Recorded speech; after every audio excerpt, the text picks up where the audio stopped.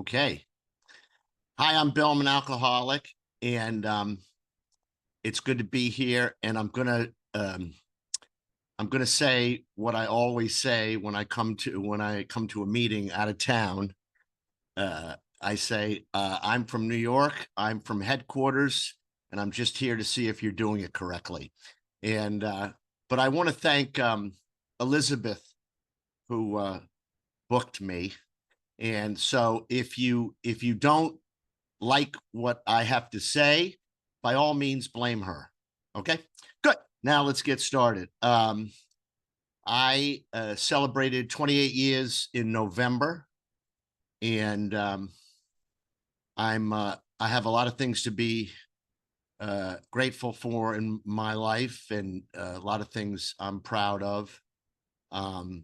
But there's nothing I'm more proud of than the fact that I was able to get sober and stay sober. And I'm not going to, I have no original material. I'm everything I say tonight, just about everything I copped from someone else I heard at a meeting. And so a couple of great things I've heard. If alcohol is your problem, then abstinence is the answer. But if alcoholism is your problem, then AA is the answer. And I also heard somebody say one time, my alcoholism began the day of my last drink. And I really believe that. I really believe that. So I'm going to do a little bit of my story. It's not interesting. My recovery is interesting. If my story was interesting, I might still be out there. You know, I heard a guy years ago at the Bill W. dinner in New York. He's from Staten Island, and he said, my story is really boring. I mean, how many times can you say you fell into the Christmas tree? And I alcohol never worked for me the way I saw it work for you. And for me, it was a 20-year research and development project that started in failure and ended in failure. And I'll tell you a little bit about myself. I grew up in a large Jewish family. There was never enough guilt to go around.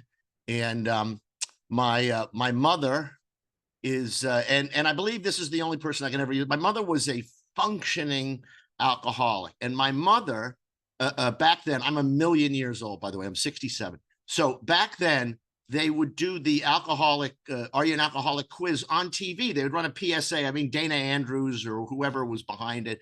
And there was nothing more entertaining than my mother with like a giant tumbler of vodka taking the Are You an Alcoholic quiz out loud as we children sat around her. And you know, do you drink alone? Well, of course I drink alone. I don't want to be with those pigs out there. Do you keep a bottle hidden?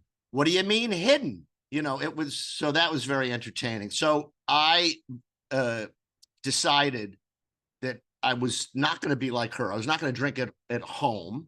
And I was not going to be like my sister, who was a heroin addict for 20 years. Now, if you're making rules for your consumption, you're in.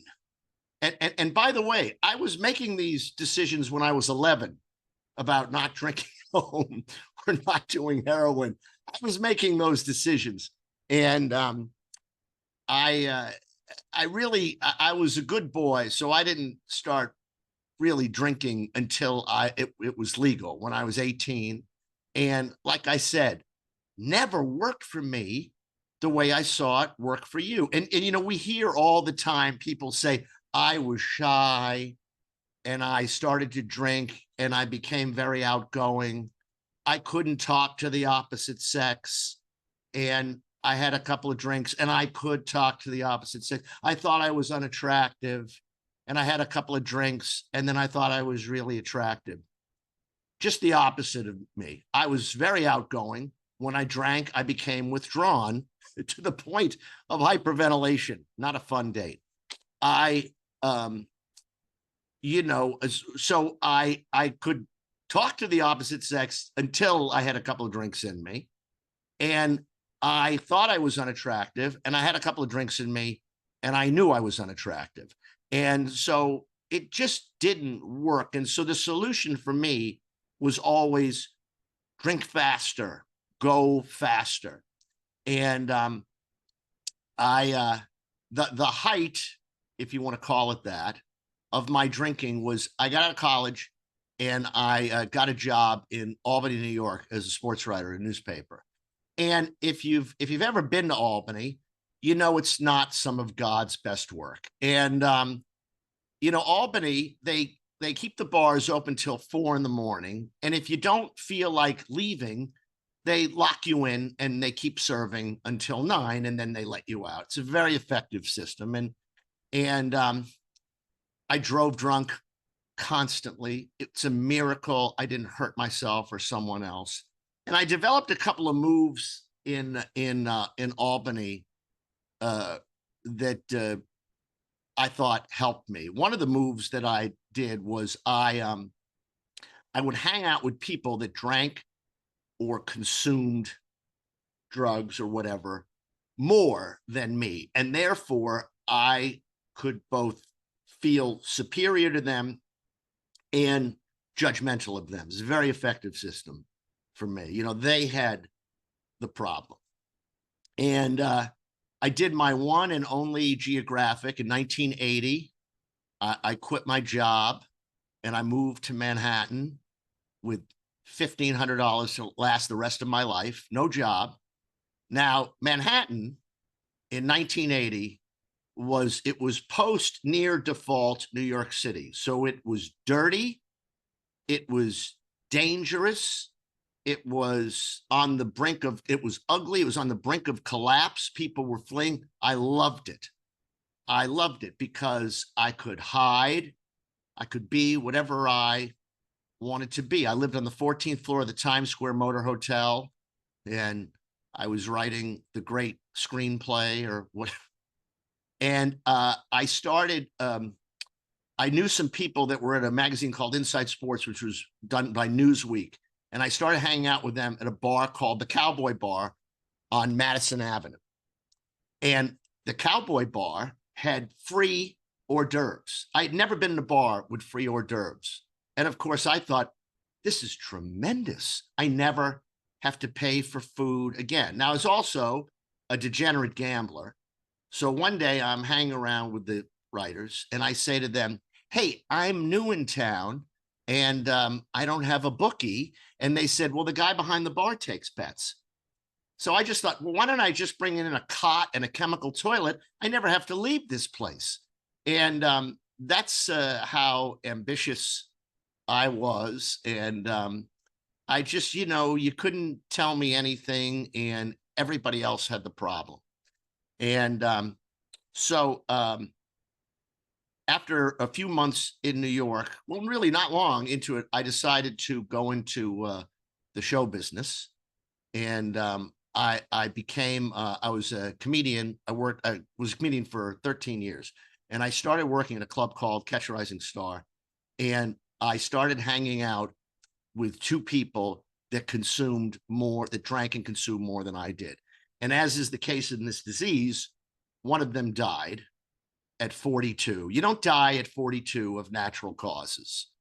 He just couldn't take care of himself and didn't want to. And he was my best friend, my writing partner. And we would write in bars and he would have 1 million drinks and I would have 500,000. And he had the problem.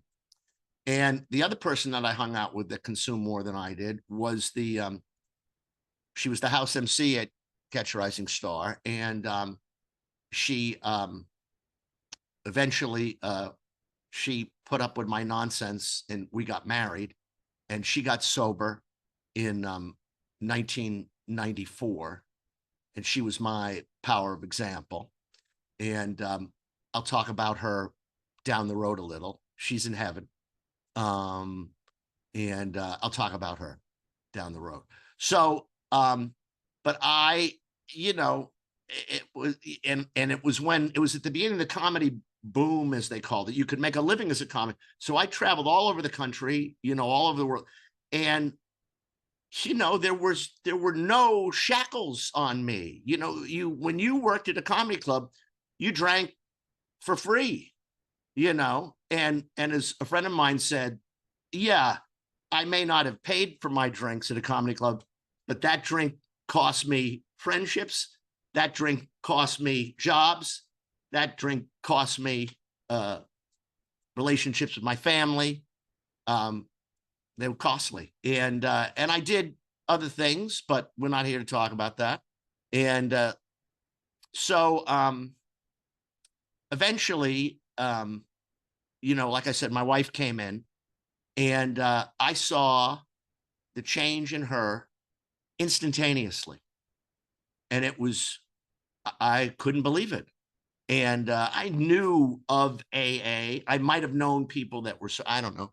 And so I was so curious. So this is 1994. So I would go, and I would, if I had a week off from work, I was lucky enough to get hired on a television show. And I would go to meetings during my hiatus weeks, and I would sit in the back. I'd do a crossword puzzle. And I would hear what people were saying and I would think to myself, this is amazing. This is so great, how great it is for all these people. And isn't it just my luck that I'm not an alcoholic and cannot avail myself of these great rooms? But meanwhile, I was relating to everything. I was nodding at everything. And I was laughing at all the inappropriate moments. And, I know there's the third tradition, but I came into AA and stayed because I got the jokes. When we talk about the horrors and we all laugh, because I lived for that. I mean, one of the first meetings I ever went to, I heard a guy who's from Staten Island, and he had like 3 years. And he said, I'm doing good. I'm doing good. I'm doing better. In the last year, I've only threatened to kill my neighbor 6 times. And everybody laughed. And if there'd been like a straight person, like a non-alcoholic, they would have called the police. There's a very dangerous person here. He's threatening to kill his neighbor. And so I eventually, like I said, my best friend died. And I came into the rooms 2 years after because, I'm a man of action or whatever. I had to take care of a couple of other addictions first. And then when I did that, it dawned on me, well, I'm never going to be able to stay stopped with these other things if I don't stop drinking. And then that dawned on me that it was the wellspring for me, that alcoholism was the wellspring of all my addictions. And it made it very easy. And but a word about my first year. I did everything wrong. I went to 1 meeting a week for the first 8 months. I'm begging you, if you're new, if you're coming back, don't go to 1 meeting a week. It's worse than going to no meetings a week because you're on the outside looking in. I never shared. I never raised my hand. I never counted days. I didn't have a sponsor till I had 11 months. I didn't do this. I didn't do anything. I did everything wrong. The one thing I did right, I didn't pick up.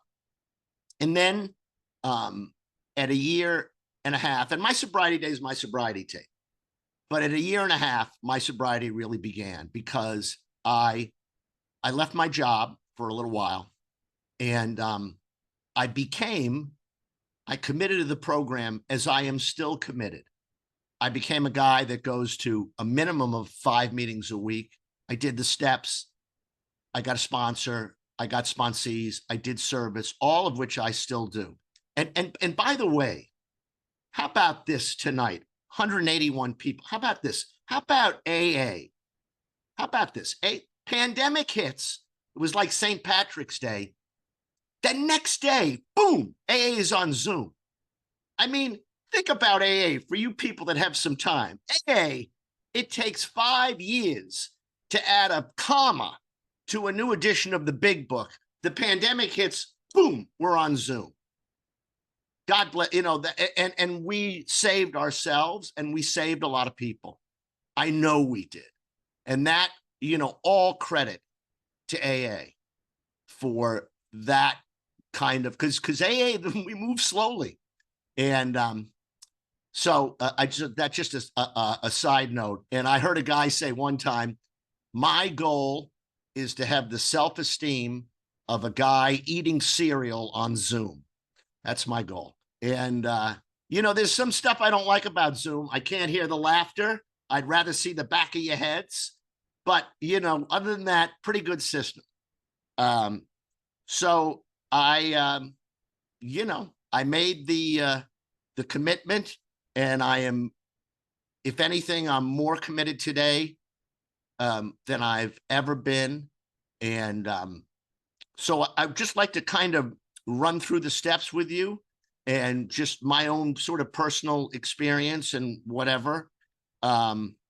When I take on a new sponsee, the first thing I do, we go out to coffee, and I say to him, I don't want to hear about the last 5 years, the last 10 years. I just want to hear about the last weekend or the last week, whatever happened before you walk back in, even if it's not there for this time. And they tell me about the last weekend or the last week. And then I say to them, okay, congratulations. You've done the first 2 steps, because you did the first step by telling me what brought you in this time, because you admitted that you were powerless and your life was unmanageable. And the fact that you and I just came from a meeting means you practiced the second step. Because if you go, I believe that if you go to a meeting, you're doing the second step, because you're saying, this is not up to me. My sick mind cannot heal my sick mind. That's why the second step is my favorite step, because it was the first one I got, you know, and in the same way, you don't get AA, you know, AA gets you, and you don't do the steps do you. I believe that. Step 3, I have 2 favorite lines in regards to step 3. God does for me what I cannot do for myself. He doesn't do for me what I can do for myself. I like that. And I also like, if you're scared, you should be, because you've forgotten who's in charge. And I say the 3rd step prayer a minimum of twice a day when I get up and when I go to sleep. And it's a rare day when I only say it twice. I find it a great comfort. And with that in mind, let's jump to the 4th step, and the very little known 4th step prayer, which is like 2 lines. I can't remember what page it's on in the big book. My sponsor hit me to this.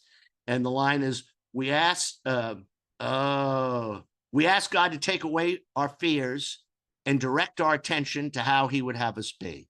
That's it. You know, take away my fears and direct my attention to how you would have me be. That's it. That's 2 years ago. He gave that to me. More on sponsors later. Like I said, I have 28 years, and my anecdotal evidence of going to however many thousands of meetings I've been to, just from sitting in meetings, I've noticed that people that have, when I hear people with like 5 years or so, and they're still miserable, it's one of 2 things. Either they don't have a sponsor and don't call him or her, or they have not done the 4th and 5th step. That's just my experience, just from listening to people. And here's the thing about sponsors. If you don't have a sponsor, try not leaving this meeting without. At its best, a sponsor is unlike any relationship you'll ever have in your life. And at its worst, it's unlike any relationship you'll ever have in your life. My sponsor says things to me that he has no idea how profound and how perfect in the moment they are. I'll give you an example. He says things to me like, I'll lay some Misa, that's Yiddish, long story. I'll lay some jackpot on him, and he'll wait for me to finish, and he'll say to me, hey, life is in session. And that's really all that needs to be said. Another time, he leaves a voicemail, okay? He calls me back, leaves a voicemail, and he's clearly trying to end the voicemail. He's trying to get off, and he's wrapping it up, and he says, yeah, okay, well, okay, all right, okay, yeah, all right, well, I'll talk to you tomorrow. Hey, this is a great life for people like us. I mean, come on. Can you do any better than that? This is a great life for people like us. And it has the benefit of being the friggin' truth. So that's the thing about now. Here's the thing about sponsors. For those of you that are new or coming back, we're not, this isn't punked. We're not screwing with you. We're not saying stuff to you and seeing if you'll do it. We don't say to you things like, look, you hate your boss? Pray for him for 2 weeks and then hide behind a tree. Let's see if he's going to do this. You know, we're just passing on all the things that have kept us sober because we're trying to stay sober. You know, and if we help keep you sober along the way, dynamite. You know, I've lost a lot of guys. I've had guys before they went out call me to tell me they were going out, like a press conference.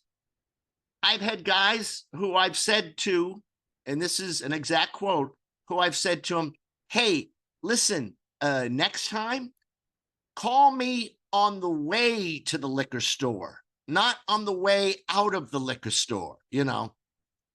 But look, these are long odds. And I call my sponsor every day because I learned with my first sponsor, I would call him every day unless there was something bothering me. You know, you can't, good and bad.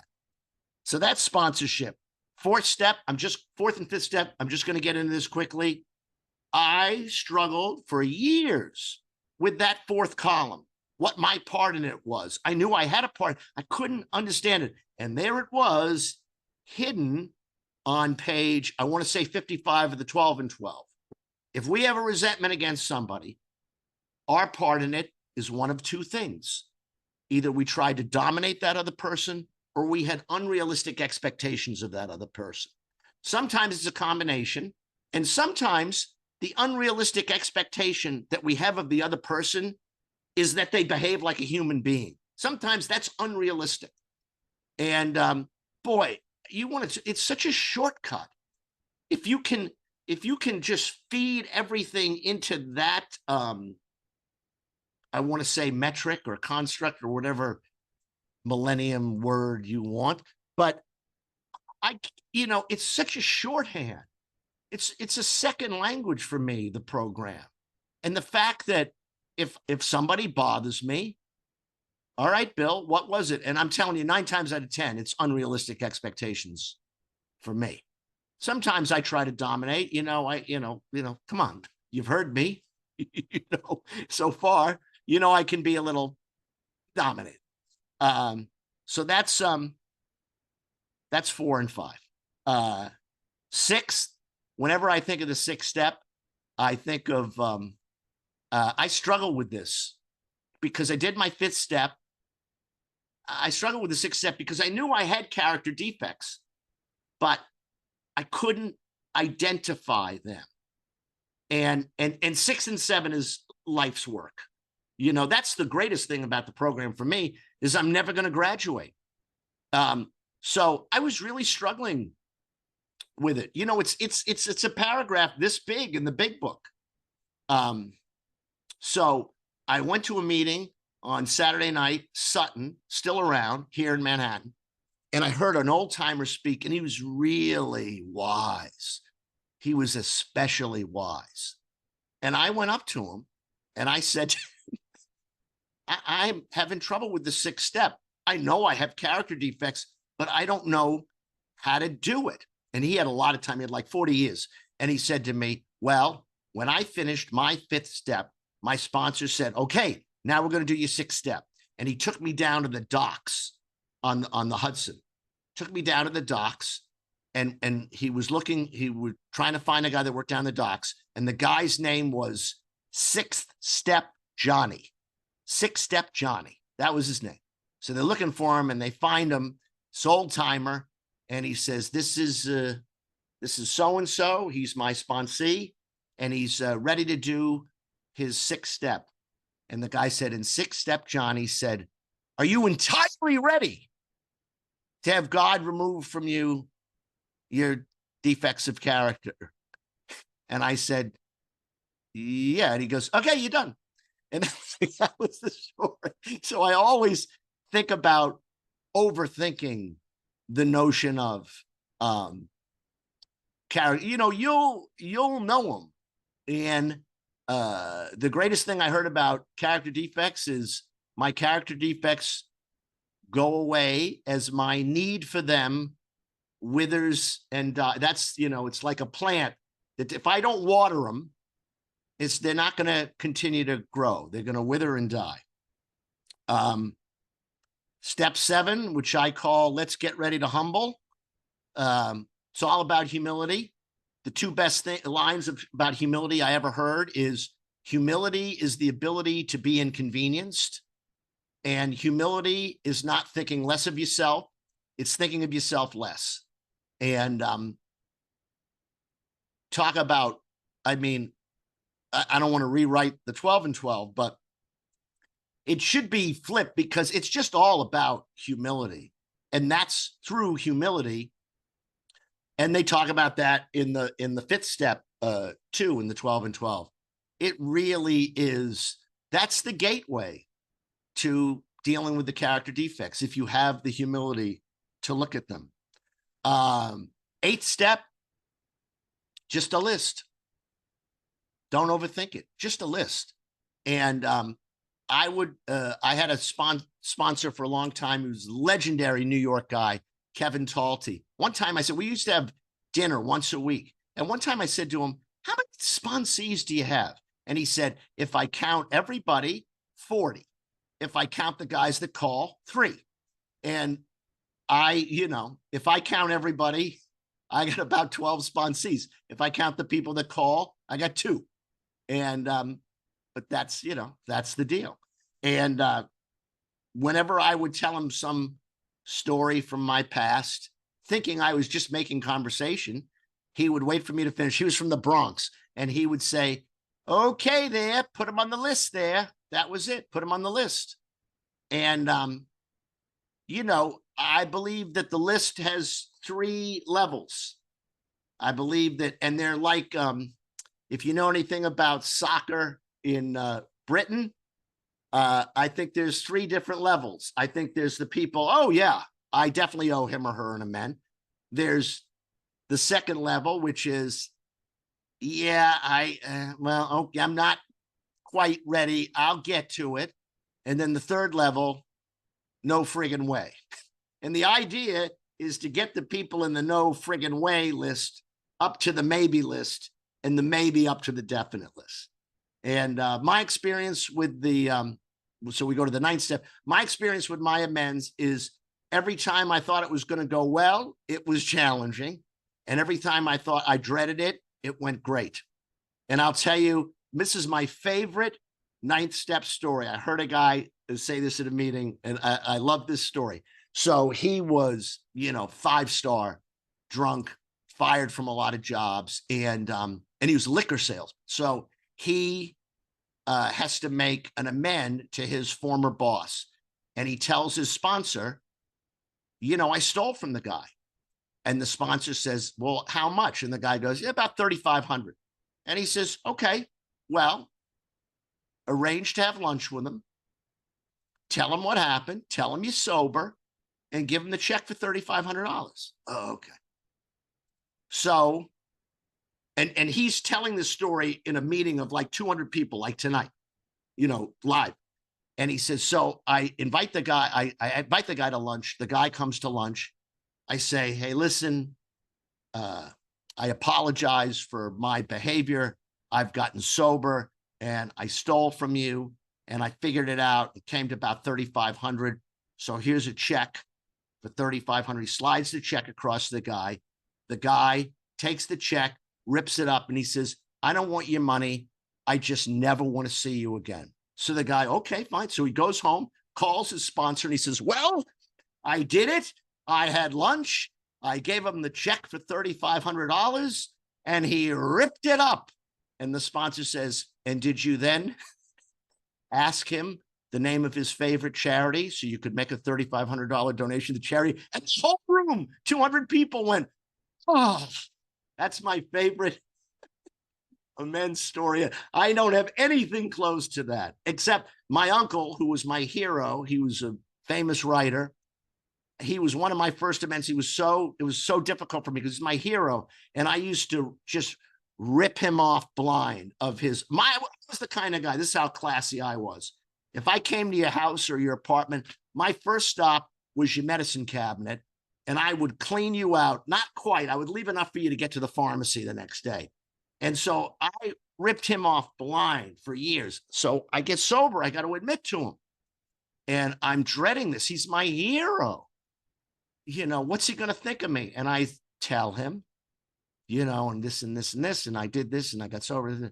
And all he said to me was, well, did they help any? That's all he asked me, you know. So it never goes quite the way you think it's going to go.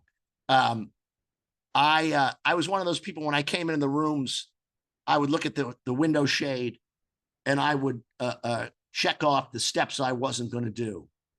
And 8 and 9, that was the top of my list of the things. You know, how about a list of the people that owe me amends? And finally, I went to a retreat. I had like 8 months, and I went to a men's retreat, and I met with the alcoholic priest, and I said, I got some people, they owe me amends. I have problems. I can't, you know. And he said to me, look, it's very clear. If they're 90% wrong and you're 10% wrong, you owe them an amend. It's about your side of the street. So I always remember that. 10th step. I know the steps are in order for a reason, but I believe that from the time you start counting days, I believe you can do the 10th step. Because all it is at the end of the day, how sober were you? That's all. And it's really helpful. It's so practical. You know, the longer I'm in this program, the more intensely practical it is. And so I heard a guy one time talking about the 10th step, and he said, you know, continued to take personal inventory, and when we were wrong, promptly explained it. Very. And if you notice in the 12 and 12, on the second to last page of the 10th step, the word motive or motives on one little page is listed 7 times. So that's the key to the 10th step. I have a spiritual practice. I get up and there's 2 books. They're Hazelden books. I have been reading them. I'm sober 28 years. I've been reading them every day for the last 27 years. And if you asked me what I read today in either book, I couldn't tell you. I've read these books 27 times, and I can't tell you. All I know is one book, The Language of Letting Go, like April 1st, is something about anger. That's all I can tell you. And the 12th step, you know, I do a lot of service, and I try to do service. And for years, my wife and I answered phones at Intergroup. And here's the thing about answering phones at Intergroup. Alcoholics are calling in. So they're going to behave like alcoholics. We forget that. So I had a guy call one night. It's 8:45 on a Saturday night, like right about now. And he calls and he says, I'm on a 27th and 8th. I am desperate for a meeting. I say, oh my God, you're in luck. At 9 o'clock in 15 minutes on 25th, between 8th and 9th, there's a great meeting, potluck. I've been there. It's a great meeting. The guy says to me, I'm walking uptown. So this is what you deal with people, alcoholics, is, you know, that whiff of insanity. You know, it's not a hotbed of mental health. So I want to finish up with a couple of things. I want to talk about my wife. So she went to heaven 7 years ago in December. And my wife passed away at 5:45 on a Wednesday morning. And by 6:15, there were 3 women from AA in my apartment. And by 6:30, my sponsor and 2 more women from AA. And I've been carried ever since. You know, AA is a big club, but within AA, there are many smaller, but still big clubs. There's people getting sober, trying to stay sober, looking for work. That's a big club. There's people trying to stay sober that have a challenging marriage. That's a big club. There's people trying to stay sober that have lost a loved one. That's a big club. There's people trying to stay sober that have issues with their family of origin. That is a huge club. And the thing is, we're just not alone if we don't want to be. So my wife is a comedian. My wife's in show business. So she dies. We have her memorial a month after she dies at 10 in the morning on a Wednesday in January at St. Peter's Church, the basement of which is City Corp, my home group, which I still go to in the morning. She was the mayor of the 12:30 meeting at City Corp downstairs. So we have the memorial in the sanctuary. Like I said, my wife is in show business. There were 10 in the morning on a Wednesday in January. There were 400 people there. Maybe 100 were from show business.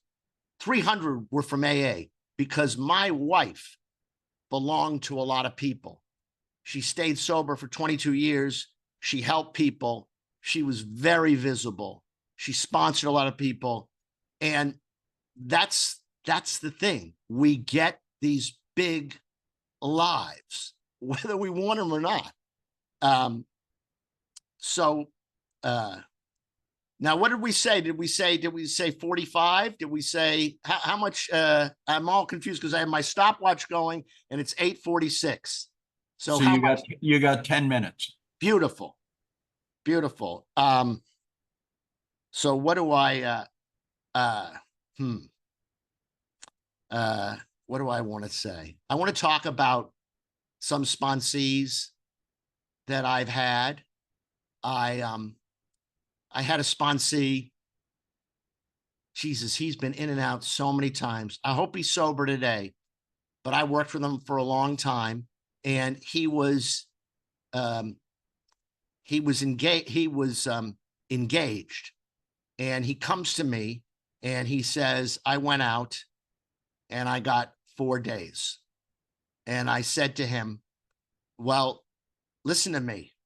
You're getting married a year from August. So no major changes in the first year. So you better get it and keep it together, or as your sponsor, I can shut down the wedding. I am legally entitled to shut down the wedding. And so he does. Goes to meetings, works the steps, right? So now he invites me and my wife to the wedding. And it's the Sunday of Labor Day, and it's in the friggin' Berkshires.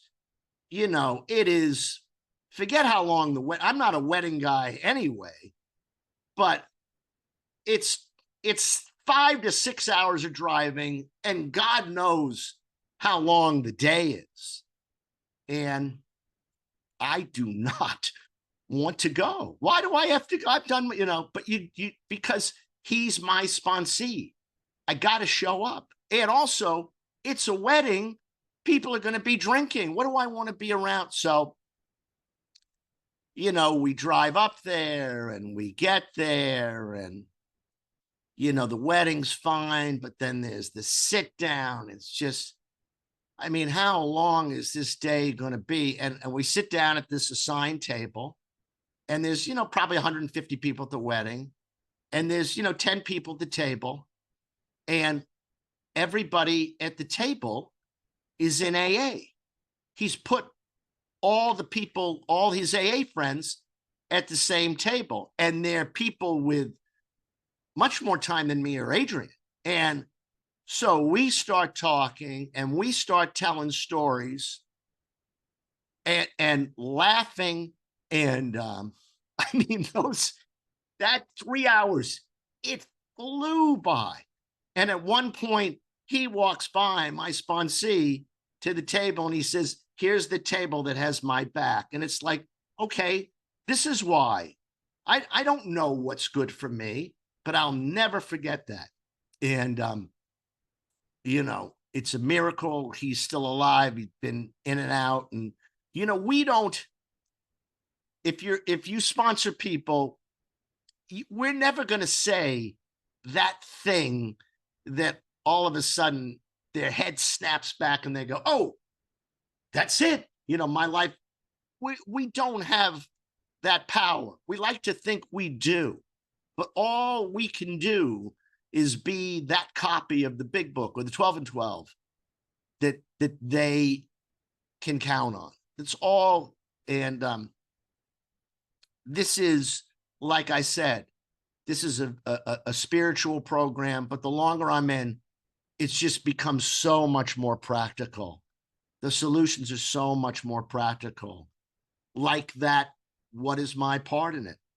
You know, what is my part in it? The last thing I want to talk about, which is the last thing I always talk about, is enthusiasm. That's what has kept me going for 28 years. And when, on those rare occasions when my enthusiasm flags, I try to borrow somebody else's that I hear. I let myself be open enough to hear that. And I have, and we are not a glum lot. And so I have a couple of stories that I would love to tell. Both happen to have the benefit of being true. The first one, there's a guy in New York, in Manhattan, and he was a real power of example for me. And his name, and I'll use his full name because he does, is Joe McKinsey. And Joe McKinsey had a regular business, and it was his dream to open a rehab, and he did. And he's done great work. He's really given back, and he's a no-nonsense guy, had a terrible story, and he was like a go-to guy for me and others. So there was a guy in New York, and he's gone to heaven. His name was John Chevelle. And he was one of these guys. It was impossible for him to tell the truth. He was one of these guys that threw a 10-year anniversary for himself when he had 4 days. He could not stay sober. He could not tell the truth. So finally, they say to him, you got to get Joe to sponsor you, if he will, because that hits your only hope. So he hooks up with Joe. And back then, Joe had a printing business, so he would go back and forth from New York to LA. So he's sponsoring John Chevelle. And he goes out to LA to do some business. He flies back. He comes to his apartment. And this is a long time. This is like the 90s. He turns on his answering machine when he gets back. And this is what he hears. Oh, Joe, it's John. Too good. Stay sober. One day at a time. Go to meetings. Work at the steps. I love you. So he goes, he hears this message. Now he goes to the 7 o'clock meeting and he sees John Chevelle, and he grabs him and he throws him up against the wall and he says, you and I are done. You're lying to me. You're high. He says, I don't know what you're talking about. You don't know what you don't know what I'm talking about. I don't know what you're on. I don't know what you're taking, but I am done with you. Don't call me. Don't talk to me. I don't trust you. You've always been a liar. Everybody knows you're a liar. I don't want to. Joe, I swear on my mother's life, I haven't picked up. I have 75 days. You don't have 75 minutes. Get away from me. I don't want anything to do with you. Joe, I swear, I don't, and by the way, you can't swear on your mother's life because your mother's dead. So you're a liar again. So get away from me. Okay. So now I go to the meeting and Joe feels a little like, well, this guy really kind of protested. I mean, he seemed very earnest. He goes, after the meeting, he goes back to his apartment. He goes to the answering machine. He lifts up the lid and somehow somebody had flipped that switch that slows up the incoming tape. So that's it's so that I love that story. And here's my other favorite story about enthusiasm. This is a really good friend of mine with a lot of times, got like 34 years. He had a year and he was, full of AA and life changed and, beyond his wildest dreams. And he's flying from LA to New York at 7 a.m. And he's in first class and he's sitting next to some guy. And the flight attendant comes by before they take off. And he said, before we take off, can I get you orange juice or a mimosa? And my friend says, I'll have an orange juice. And she says to the guy next to him, would you like orange juice or a mimosa? And the guy says, I'll have an orange juice. So my friend leans into him and says, so you a friend of Bill's? And he goes, what? He goes, friend of Bill. Bill W., Bill Wilson, founder of AA, 12 steps, first 164 pages, Alcoholics Anonymous, don't drink and go to meetings, Bill Wilson, friend of Bill, AA, life beyond your wildest dreams, 12 steps, friend of Bill, Bill W., Bill Wilson. The guy looks at me and says, it's 7 o'clock in the freaking morning. And that's all I have. Thanks a lot. Thank you, Elizabeth.